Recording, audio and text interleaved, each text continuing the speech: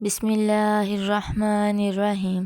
شروع اللہ کا نام لے کر جو بڑا مہربان نہایت رحم کرنے والا ہے۔ السلام علیکم ورحمۃ اللہ وبرکاتہ۔ سیدنا ابی سعید خدری رضی اللہ تعالیٰ عنہ کہتے ہیں، میں رسول اللہ صلی اللہ علیہ وآلہ وسلم کے ہمراہ ایک جنازے میں شریک تھا۔ آپ صلی اللہ علیہ وآلہ وسلم نے فرمایا، لوگو، اس میت کو قبروں میں آزمایا جاتا ہے۔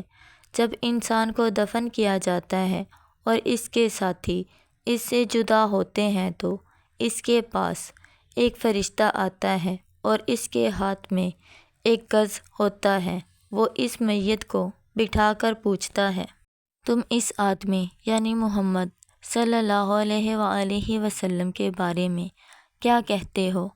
اگر وہ مومن ہوا تو وہ کہتا ہے، میں گواہی دیتا ہوں کہ اللہ کے سوا کوئی معبود نہیں اور محمد صلی اللہ علیہ وآلہ وسلم اس کے بندے اور رسول ہیں۔ یہ سن کر فرشتہ اس سے کہتا ہے، تم نے سچ کہا۔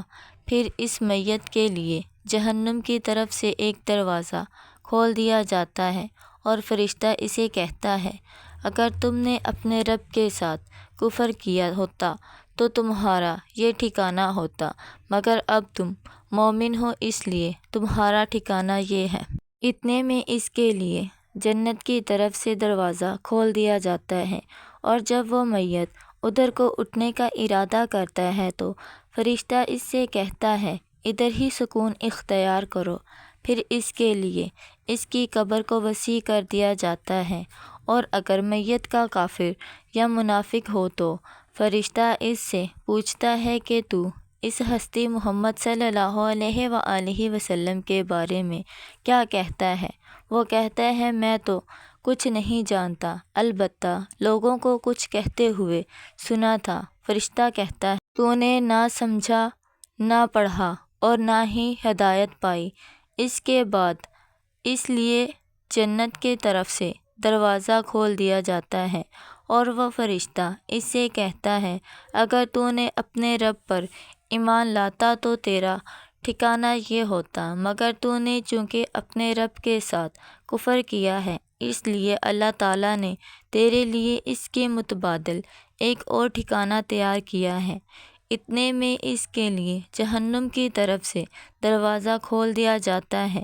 پھر وہ فرشتہ اس کو گرز کی ایک زبردست ضرب لگاتا ہے، جس کی آواز کو جن و انسان کے علاوہ اللہ تعالیٰ کی ساری مخلوق سنتی ہے۔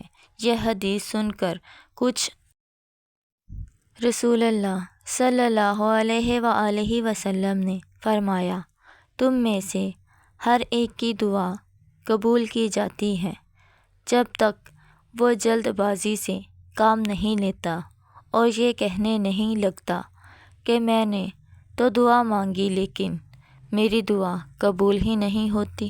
حضرت ابوذر رضی اللہ تعالیٰ عنہ سے روایت ہے کہ رسول اللہ صلی اللہ علیہ وآلہ وسلم نے فرمایا، میرے پاس جبرائیل آئے اور مجھے خوشخبری دی کہ آپ کی امت کا جو فرد اس حالت میں مرے گا کہ اس نے اللہ کے ساتھ کسی کو شریک نہیں ٹھہرایا، وہ جنت میں داخل ہوگا۔ میں ابوذر نے کہا، چاہے اس نے زنا کیا ہو اور چوری کی ہو؟ آپ صلی اللہ علیہ وآلہ وسلم نے فرمایا، اگرچہ اس نے زنا کیا ہو اور چوری کی